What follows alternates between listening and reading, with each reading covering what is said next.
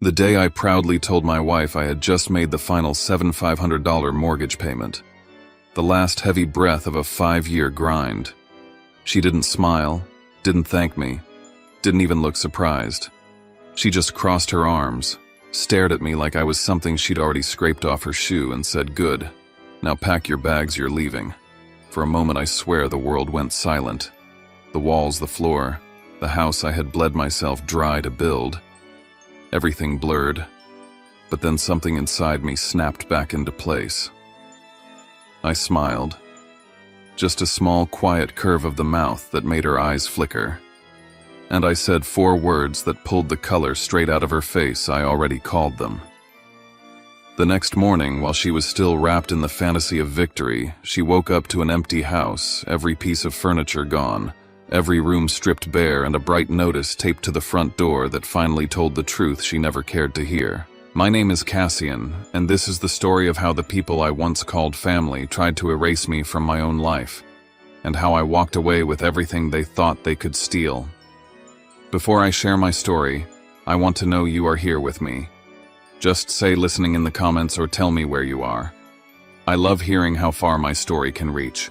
Sometimes even the smallest connection can make a story feel heard. Thank you. And now, here's my story. And if you haven't already, take a second to subscribe to the channel. It helps more than you know, especially to someone who spent years feeling unheard. Now let's begin. The day everything cracked open didn't look dramatic from the outside. Portland was doing what Portland does best: light rain sky the color of old slate, the smell of wet pavement drifting through the cracked kitchen window. I stood in the center of my kitchen in Laurelhurst, the one I had spent 5 years paying for stirring a pot of pasta sauce like it was any other evening. Except it wasn't. I had rehearsed my line 3 times, even practiced the tone I hoped would sound proud but not smug. After 5 long years, I had just made the final $7,500 mortgage payment, and I wanted to celebrate, even if it was just with a quiet dinner and a few kind words from the people who lived in this house because of me. But before I could plate the food, the front door swung open without warning. Delilah appeared first, her eyes cold and unreadable. Behind her came Marina, with that smirk she wore like jewelry, followed by Lorraine and Buckley, both already taking in the room as if inspecting territory they owned. And then Gideon, Delilah's cousin, trailed in his cologne, hitting the room before he did. None of them said hello. None of them even acknowledged the smell of dinner. They just filed in like they had been summoned to a meeting I didn't know about. The air shifted immediately, thick and strange. Something inside me tightened, but I pushed it away. Maybe they came to celebrate with me. Maybe for once they'd say something warm. I cleared my throat, wiped my hands on a towel, and told them the news. I made the final mortgage payment today. Those words should have felt triumphant. Instead, they landed in the room like a glass dropped onto carpet, soft, dull, unnoticed. Everyone went still. Then all their eyes slowly slid toward Delilah. She didn't smile, didn't blink. She just crossed her arms and said, "Good. Now pack your bags, you're leaving tonight." For a second, I honestly thought I misheard her. The house was in my name. I had paid every cent. I had built this life from scratch while they sat in the comfort I provided. My mouth went dry. My heart slammed like a punch. But before I could say anything, the chorus began. Marina burst out laughing as if she'd been waiting for this moment. Lorraine said, "This is Delilah's home, Cassian. You've known that." Buckley added, "Time you know your place." And Gideon, with that smug real estate guy tone, chimed in, "We already have better plans for the house." It hit me all at once, the rehearsed lines, the synchronized cruelty, the timing of their arrival. This wasn't spontaneous. This was orchestrated. They had come here together to remove me from my own home. I should have been crushed. I should have broken down or shouted or begged for someone to at least acknowledge the truth of everything I had sacrificed. But instead, something inside me clicked into place, cold and sharp. I felt my shoulders relax. My breath steadied. And before any of them could mistake my silence for defeat, I looked directly at Delilah and said 4 quiet words that wiped the confidence clean off her face. I already called them. The room froze. Marina's smile faltered. Gideon frowned. Lorraine's hand twitched like she'd dropped something. And Delilah, her expression shifted into something I had never seen on her before. Not anger, not disdain, something closer to fear. I didn't explain further. I didn't argue or defend myself. I simply stepped back from the table, wiped my hands clean, and walked away with a calmness that didn't match the storm they expected. Behind me, their whispers rose, urgent, confused, analyzing what I might have meant. They had no idea. Not yet. As I reached the stairs, one thought settled into my chest with absolute clarity. They thought this was their victory. They thought they had finally pushed me out. But they had no idea that in trying to destroy me, they had already set themselves up to fall. They hadn't won. They had no idea what they had started. 5 years earlier, none of this cruelty would have made sense to me. Back then, I was standing in the rain-soaked streets of Seattle, holding a cardboard box with everything I owned and trying not to think about the car crash that took my parents. Losing them hollowed me out. I didn't know who I was supposed to be without the two people who always believed in me. So I left Oregon, moved to Seattle, and buried myself in work at a tech office in South Lake Union. Coding felt safer than thinking. Silence felt safer than grieving. That's where I met Delilah. She worked the front desk, warm, bright, always asking if I'd eaten or slept or talked to anyone lately. She noticed things about me no one else did. I told myself it felt like care. Maybe it did. Maybe it was just timing. When someone reaches for you while you're drowning, you don't check whether they're pulling you to shore or somewhere else entirely. We started having coffee on my lunch breaks, then dinners at little places by Lake Union. She introduced me to her family early, too early in hindsight. From the first night at their home in Ashland, they treated me like some long-lost son. Overly affectionate, overly involved, overly curious about my job, my salary, my plans. At the time, I mistook it for warmth. I didn't realize it was surveillance. One night, as I helped Lorraine wash dishes, she leaned close and whispered, "Now you're one of the crows. Don't you ever turn your back on us." I laughed it off because I thought she was joking. But even then, something about her tone left a cold trace along my spine. Our wedding happened in a blur, fast, simple, no friends from my side because there weren't many left after I moved states. Just her family filling every seat, smiling too wide, clapping too loud. I told myself it was love, a second chance, a new chapter. It didn't take long for the money problems to surface. Delilah's credit card bills started showing up on our shared counter. Thousands of dollars in purchases I had never heard about. When I asked, she cried, swore she planned to tell me, begged me not to make her feel ashamed. Lorraine took her side in an instant, lecturing me that husbands handle these things. Before I even realized what I was agreeing to, the debt became my responsibility. That was the first time I felt something was wrong with the crows. But I pushed it down. I told myself marriage meant sacrifice. That maybe they were intense, maybe they overstepped, but they were the only family I had left. And slowly, piece by piece, I stopped questioning anything at all. Even then, I didn't know I was walking directly into the machinery of a family that knew exactly how to manipulate a man who desperately wanted belonging. I didn't know they were already planning to build their future on my back. I didn't know every step I took was tightening a noose they'd eventually try to pull. All I knew was that the further I got from my old life, the deeper I sank into theirs.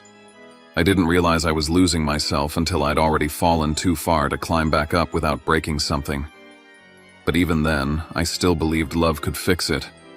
That hope was the trap that kept me there long enough for everything else to collapse. And it all began long before the night they tried to push me out of my own home. The turning point came the year Lorraine and Buckley's house in Ashland went up in flames. A faulty wire sparked in the middle of the night, and by the time firefighters controlled the blaze, nothing was salvageable. Delilah called me, sobbing so hard I could barely understand her. All I heard through the static of her voice was that her parents had nowhere to go, that they had lost everything, that she couldn't bear to see them displaced. I remember sitting at my desk in Seattle, staring at the rain streaking down the window while she cried, feeling a familiar ache press into my chest. I knew what it felt like to lose a home. I knew what it meant to have nowhere to land. And I made a decision before the call even ended. I told her we should move back to Oregon, build something stable, make room for all of us. Something warm inside her voice shifted when she heard that. Relief, pride, and something else I couldn't quite name at the time. A month later, we were touring lots in Portland, and I found the one in Laurelhurst. Quiet, tree-lined, the kind of place that felt like a long exhale. Delilah agreed instantly. Lorraine cried. Buckley hugged me like I had given him a second life. No one asked me if I could afford it. No one questioned how heavy a mortgage of $7,500 a month would be on my shoulders. They treated it like a gift that was already theirs. I put down the full deposit myself. I signed the loan myself. Every brick, every window, every inch of that house existed because I made it happen. And for a while, I didn't care who knew that. I just wanted a family again. But once construction began, something in the Crows changed, and their gratitude hardened into entitlement. Gideon started telling neighbors he was the one overseeing the project, claiming he designed the layout and negotiated the contracts. I heard Lorraine telling a woman at a coffee shop that Delilah had worked tirelessly to make the house possible. Marina laughed with her friends, bragging that her sister was finally getting the home she deserved. Not a single one of them mentioned me. Not a single word about the savings I drained, the hours I worked late into the night, the pressure that followed me like a shadow. Over time, the house became a stage for their fantasy. Lorraine started choosing furniture without asking, declaring entire rooms her territory. She picked paint colors, swapped out fixtures I had paid for, ordered decor with my credit card as if it were her right. I would come home from work to find new chandeliers, rugs, wall art, and she'd simply say, "It's what Delilah wants." It didn't matter that I was the one paying for every last detail. The way they treated me, you would think I was the guest, not the owner. The shift was subtle at first, like someone gradually lowering the lights until the room goes dim without you noticing. I found myself stepping back, accommodating their decisions, telling myself it wasn't a big deal, that letting them take the reins made life easier. But the more I stepped back, the more they pushed me out of frame. I began to feel like the house was swallowing me, one room at a time, repainting over me until nothing of me remained. The moment everything clicked for me came through a wall of all places. I passed by our bedroom as Delilah stood by the window, speaking softly on the phone. She didn't know I was there, and I froze when I heard her say, "Yeah, I paid for the house on my own." Cassian helped a little, but it was mostly me. My stomach dropped. It wasn't just pride. It wasn't nerves. She was rewriting history. She was erasing me. That was the first time I realized what I was in their story, not a partner, not a son-in-law, not even a man with value of his own. I was the invisible scaffolding holding up the life they wanted, meant to stand quietly, while they took credit for the view. By the time the house was finished, my place in it had already dissolved. The home I built had become a monument to their version of the truth, and I could feel the weight of that lie pressing down harder every day. The rain hadn't let up the morning I realized the house was no longer mine. Portland felt colder than usual, the kind of cold that seeps into your bones and refuses to leave. I walked downstairs and found Lorraine rearranging the living room like she owned it. Marina was sprawled across the couch watching a show, leaving her shoes on the table I paid for. Buckley was in the kitchen frying eggs like it was his home.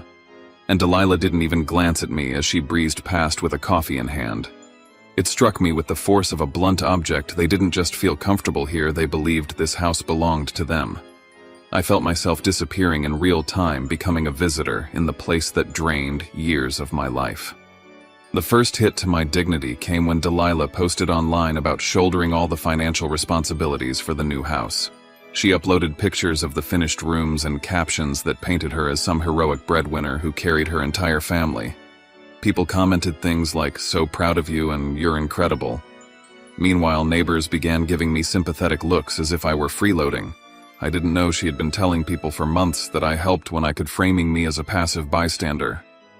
I felt humiliated in a way I had never experienced. Then came Marina's constant intrusions.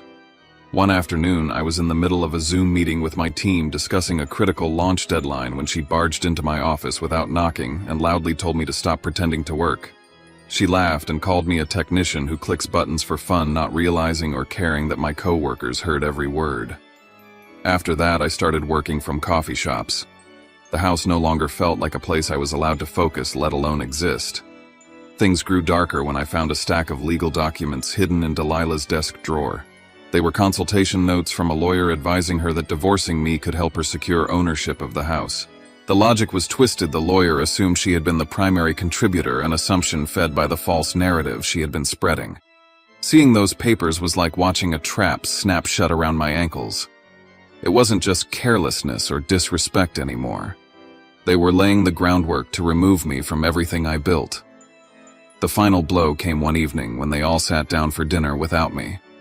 I heard the clinking of silverware, the laughter, the warm chatter that used to include me. When I came downstairs, the room fell silent. 6 pairs of eyes stared at me, cold and unwelcoming. The table was full, but there was no seat for me.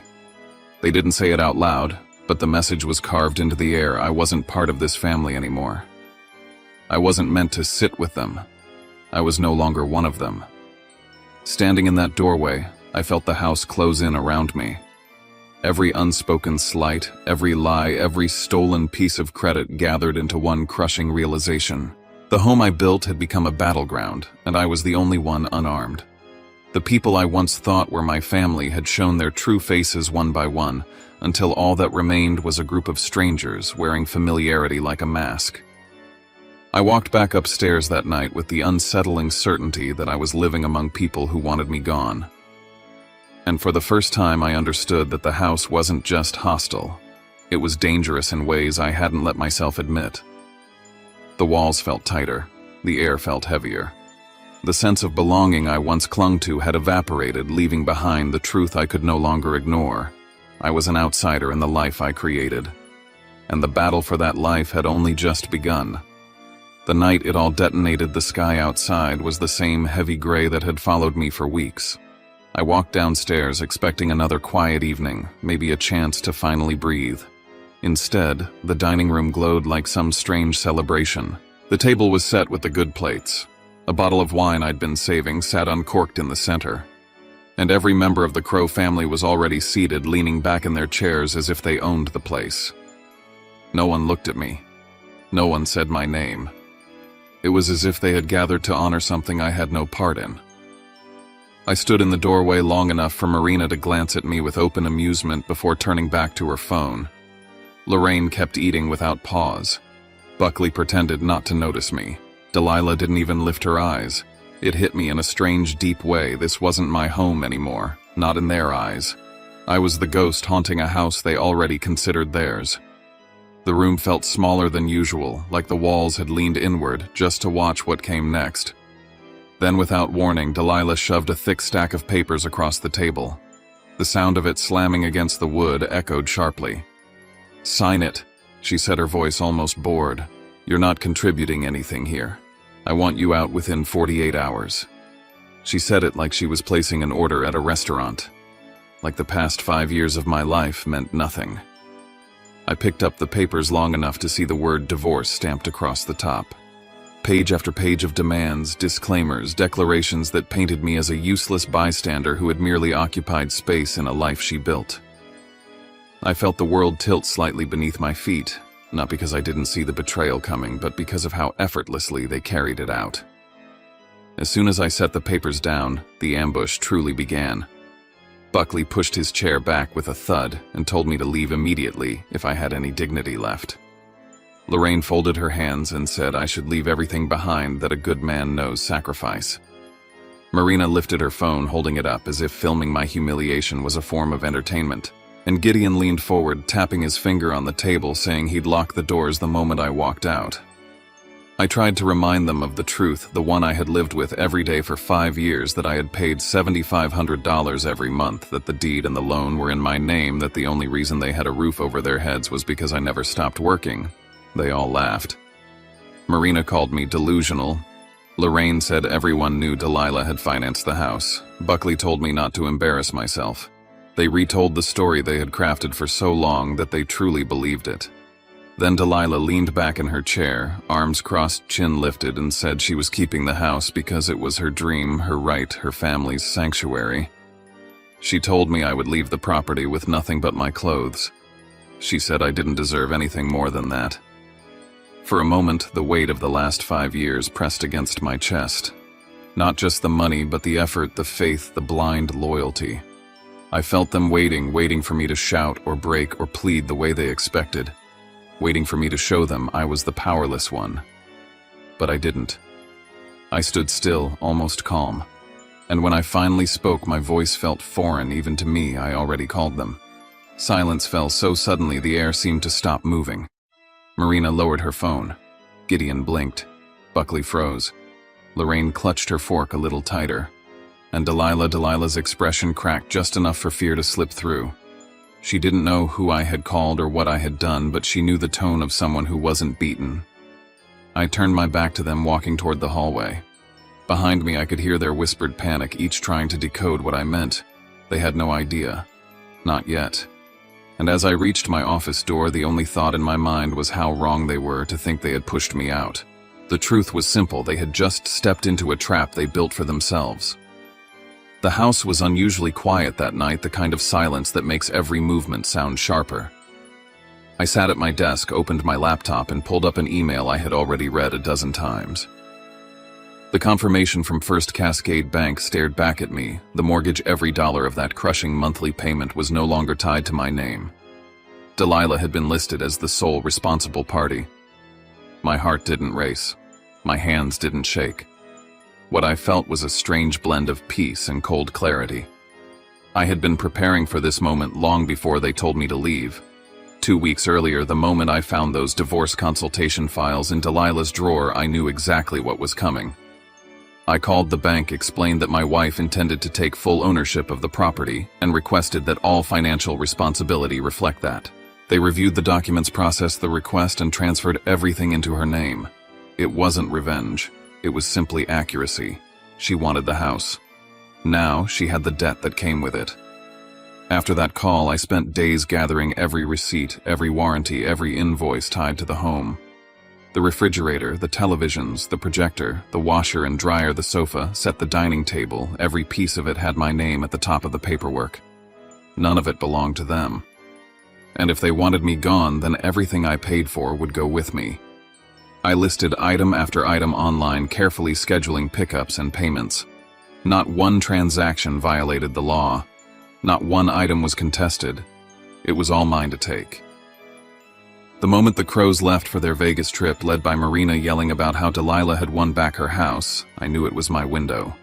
They celebrated the life they thought they'd secured, bragging publicly about how I'd be out on the street soon. I didn't respond. I didn't react. I simply watched their stories pop up on my phone while I packed my tools, rented a moving truck, and started disassembling a life they never earned. I worked through the night, carefully, quietly boxing each item with methodical precision. Neighbors noticed the truck, eventually stepping outside to see what was happening.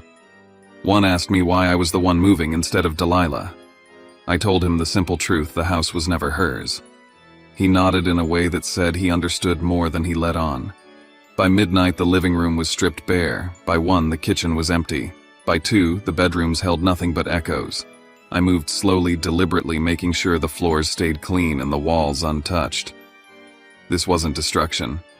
It was reclamation. I was taking back everything that had been used to keep me small. Before locking the door for the last time, I pulled out the envelope the bank had mailed earlier that week, the notice confirming Delilah's full responsibility. I taped it squarely to the front door, right at eye level. Bright yellow, impossible to ignore. Anyone walking in would know immediately what they were facing.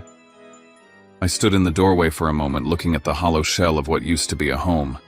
There was no sadness, only a sense of release. I wasn't walking away with nothing. I was walking away with exactly what was mine, and leaving behind the one thing they had been so desperate to hold: the debt. As I walked down the driveway, the streetlights glowing against the wet pavement, the night felt crisp in a way it hadn't in years. My chest felt lighter. For the first time, I wasn't carrying their expectations, their lies, their contempt. Only my own breath. Only my own steps. And as I reached the end of the street, I knew that by morning they would finally understand everything they had refused to see. They thought they were pushing me out, but all they had done was force themselves into the fallout of their own greed. By the time they returned, the house would tell the story for me. The empty rooms, the missing furniture, the notice on the door, all of it would speak louder than anything I ever could. Tomorrow, the truth would finally come home. They landed back in Portland on a cold, damp night, still glowing with the aftertaste of Vegas loud laughter, overpriced cocktails, and the smug belief that they had finally taken everything from me. A neighbor later told me they dragged their suitcases across the walkway like a victorious parade, Delilah leading the pack with her chin-high, Marina live-streaming the moment they returned to their home. I wasn't there to see it, but I could picture it perfectly. The crows had always been predictable. Delilah unlocked the door with an exaggerated flourish, as if expecting applause from the universe for winning. The second the door swung open, she reached for the switch, flooding the entryway with light. And that was the moment everything stopped. The triumphant smile slid right off her face. The living room was empty, completely breathtakingly empty. No sofa, no coffee table, no TV, no rug. Just the echo of their footsteps bouncing off bare floors. Marina shrieked, sprinting upstairs. 30 seconds later, her voice echoed through the house. "My room is empty. There's nothing here." Her disbelief was almost comical, considering none of it had ever belonged to them. Lorraine stormed through the kitchen, opening cabinets, slamming them shut, ranting about childish revenge. She refused to acknowledge the truth. Every appliance, every furnishing, every comfort they had enjoyed under this roof had been financed by me. The evidence had always been in my name. While chaos erupted around her, Buckley gravitated toward the front door, drawn by the bright flash of yellow taped to it. He yanked the notice free and handed it to Delilah. She read the first few lines out loud, her voice thinning with every word. The mortgage was officially in her name. She was now solely responsible for the payments. The automatic withdrawal would hit her account in 10 days. Her hand trembled as the reality settled over her. This wasn't a prank, not a misunderstanding. This was what she'd demanded. And she had gotten exactly what she wanted. That was the moment the celebration died. They scrambled for their phones as if dialing fast enough could undo what they'd done. Delilah called me first, blocked. Then she tried texting, emailing, even reaching out on work platforms. Nothing. Marina borrowed a friend's phone. I ignored that too.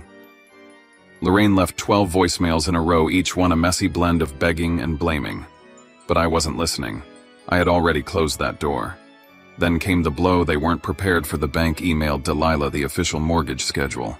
When they opened it, a fresh wave of panic crashed through the house. The next payment, $7,500, was due in 10 days, plus the Laurelhurst taxes, plus the maintenance fees, plus the interest. Their faces must have gone ashen in unison. And finally, the lie they had clung to broke under its own weight. Delilah confessed quietly, reluctantly, that I had been the one paying the mortgage for 5 years. Marina stared at her like she was speaking a foreign language. Lorraine and Buckley exchanged looks as if something inside them cracked open. They had lived in luxury, enjoyed every benefit, every comfort, every upgrade because of me. The room erupted. Marina blamed Delilah for being too trusting and losing the house. Lorraine yelled that Delilah had signed something she didn't understand. Buckley snapped at Gideon, accusing him of giving bad legal advice. Gideon defended himself, reminding them he wasn't a real estate attorney. Years of entitlement and denial collapsed into a shouting match, each blaming the other for the disaster they'd spent years constructing. But the moment that sealed it, the moment that confirmed everything I knew would happen, came when Delilah stood alone in the middle of that hollow living room, surrounded by nothing but the consequences of her choices. Her hands shook. And I know exactly what echoed in her mind, because it was the same silence I left ringing behind me. I already called them. I didn't take anything from them. I only reclaimed what was mine. They were the ones who tried to steal. And the only thing left for them to hold now was the debt they had fought so hard to own. A week later, I woke up in my Pearl District apartment, sunlight spilling across the hardwood floor. It felt unreal, almost too peaceful. The quiet hum of the city, the smell of fresh coffee, the simplicity of having my own space again. My desk overlooked the skyline. My mornings were mine. My life was mine. I had no idea what the crows were doing, and honestly, I didn't care. But rumors travel fast in Portland, especially when chaos is involved. A former neighbor texted me with updates, each message more unbelievable than the last. Delilah attempted to make the first mortgage payment only to discover her account lacked the funds. The automatic withdrawal bounced instantly. A red warning appeared in her inbox minutes later. Lorraine tried to pawn whatever she thought had value, but everything they owned now was either cheap or sentimental. Marina begged Gideon for a loan. He said no, citing financial strain, though everyone knew he just didn't want to be dragged down with them. With no way to pay, their next move was predictable. They looked for someone to blame. They hired a lawyer with the intention of suing me. But the attorney reviewed the documents, scanned the paper trail, and told them point blank that nothing illegal had occurred. The mortgage transfer was voluntary, processed correctly, and matched their own demands for the house. I hadn't lied. I hadn't manipulated anything. The lawyer told them the truth they never expected. He complied with Delilah's requests. There is no case. That alone would have crushed them. But the worst was still coming. 60 days after missing payments, the bank scheduled a formal repossession. A uniformed officer and a bank representative arrived to secure the property.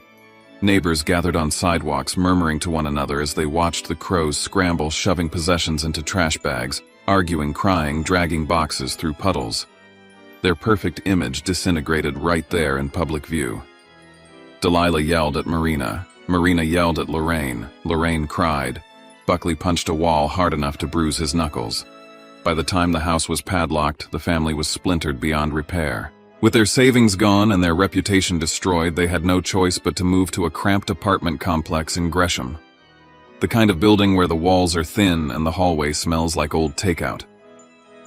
Marina took a part-time job at a strip mall boutique. Lorraine avoided neighbors out of shame.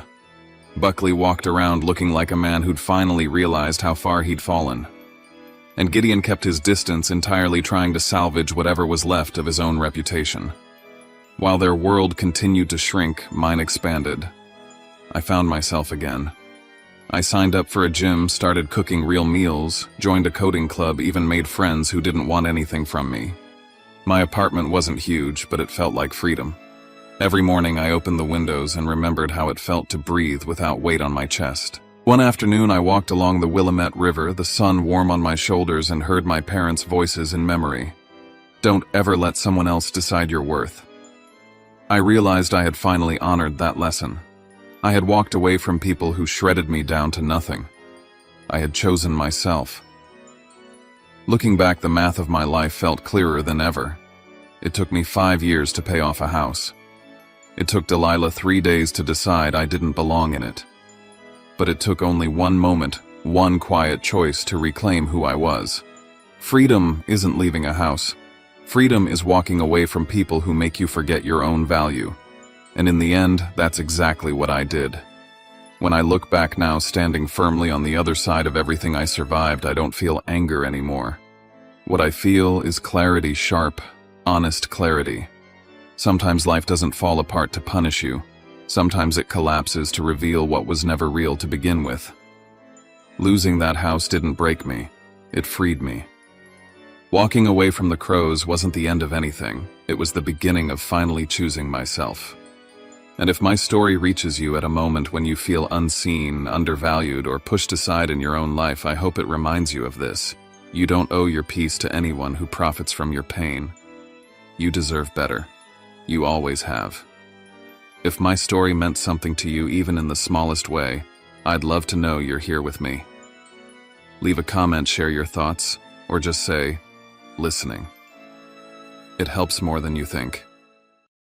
And if you haven't subscribed yet, please take a moment to do that. Your support lets stories like mine find the people who need them most. Thank you for staying with me. I'm still moving forward, and I hope you are too.